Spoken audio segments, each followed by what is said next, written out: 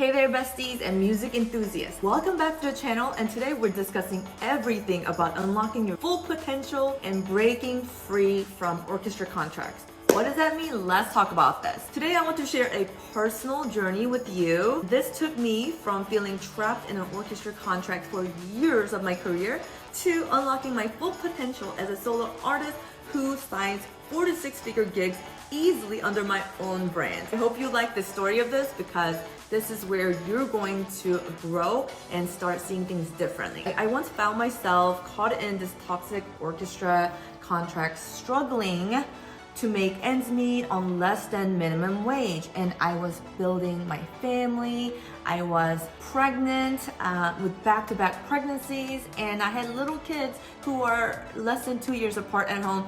And this experience of my career at this time was like the worst I've ever experienced in my entire life. And I want you to really take away something from my own personal experience, because late rehearsals and exhaustive schedule make it impossible for everyone and anyone to truly make a living on what they feel passionate about and what they really love. Very difficult and frustrating for me. Eventually, it led me to a turning point, which is why I'll be sharing some of my orchestra contracts from this specific orchestra, non-tenured orchestra called Richardson Symphony Orchestra. It's a suburb orchestra in Dallas, and while I've played for Irving Symphony, Las Colinas Symphony, a few other symphonies all over the United States, this is the only orchestra that paid their musicians weeks and months late every time. And what really blows me away is that out of 40-50 musicians who have been in the orchestra for decades, they were so complicit of this habit. Orchestra's biggest excuses were, oh, hey, we don't have funds, we're waiting for this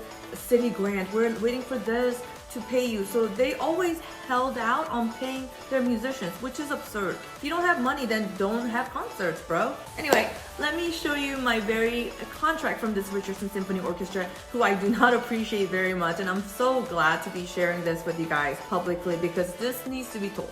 So one of my early contracts from the 2014 and 2015, and this is what their contract looks like. And if you're coming in as a musician, like, you don't have a choice. It's not you negotiate, it's that you get to discuss different terms. Like, you just sign it. It's just, there's no either way, which is why I'm not a fan of playing for other ensembles, organizations where I do not have a say-so on the payment terms and the amount and the rehearsal times.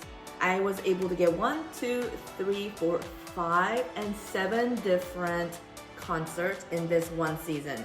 In fact, the only concert that I was opted out was the second concert, and it's a very small, it's more of a chamber ensemble, so I understand that I wasn't part of this. But this states that I'll be coming in here and playing my cello for $116. That was what I was getting paid in 2014 and 2015. As things progressed and I started to play for this orchestra a little longer, this was the very last contract I signed before the pandemic hit, and I don't even really know what happened.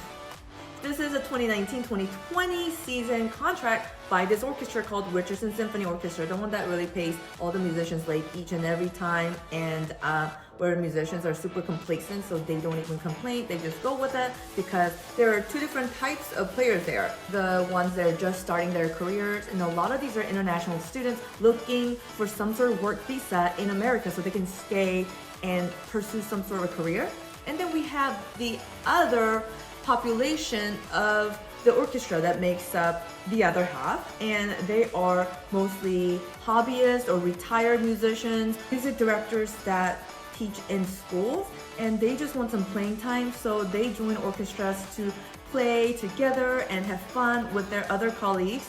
And this is what the orchestras are made up of. So it's really wild because the public's opinions on these orchestras are always like the elitist, very exclusive, top of the line musicians, but that is not it. Orchestras are a breeding ground for very tired or very exhausted or complicit musicians that really didn't want to pursue anything on their own or go further out unless they play in orchestras for fun because this is their playing time.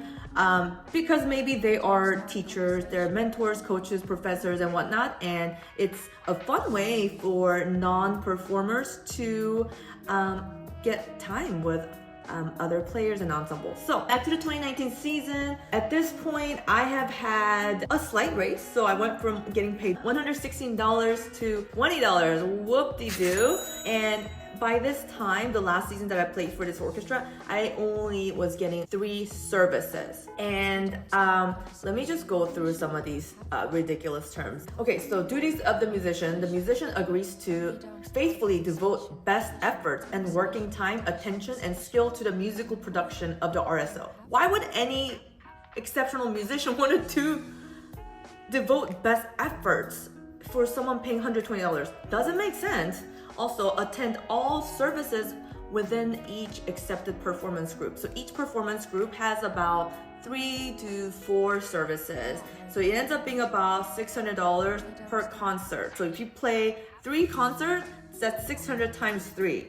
That's like less than 2K, and you have to still pay taxes, travel time, and everything else involved, because they also want you to arrive at least 20 minutes before the schedule start and then be seated at least 10 minutes before their schedule start. I think this is very elementary.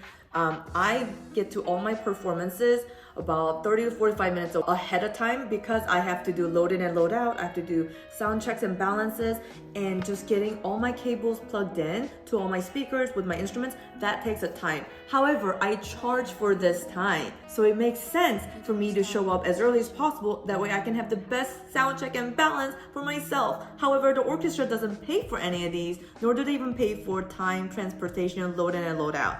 They just want you to put your best effort while they give you the least.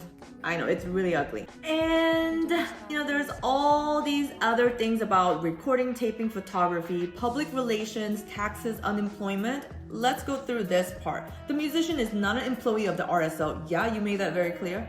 The musician understands that RSO will issue a federal form of 1099 miss to the musician identifying the payments made pursuant to the agreement as non-employee compensation. So this is a perfect way for the government and the orchestra to force more taxes for you to pay as a career musician. This is really tough because we are in charge of our own sound equipment, our rehearsal times, our practice time, our training, etc. They talk about taxes, unemployment, management of rights, and how they exclusively retain everything, and termination of the agreement. While it says either party may terminate this agreement, blah blah blah, choice of law, and that is the end of the orchestra contract. Nowhere in this contract does it discuss the payment terms, the payment periods, the payment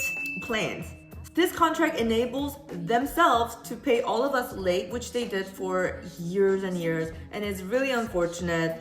And this is why I'm here to teach you. You should have your own artist contract. That will include your own payment terms, your own payment amount, and everything else under the sun, which gives you the power to decide who you want to work with. Unlike the orchestra contracts that you were forced to sign and just swallow. It really sucks. So I was super determined to take control over my career after about 7 years of this, and I made a bold move and switched genres and became a solo artist, which you see me do today. Building my own brand became my main focus, and with the new approach, I discovered a path to signing 4 to 6 figure gigs easily under your own brand, and you won't be getting paid months and weeks late either.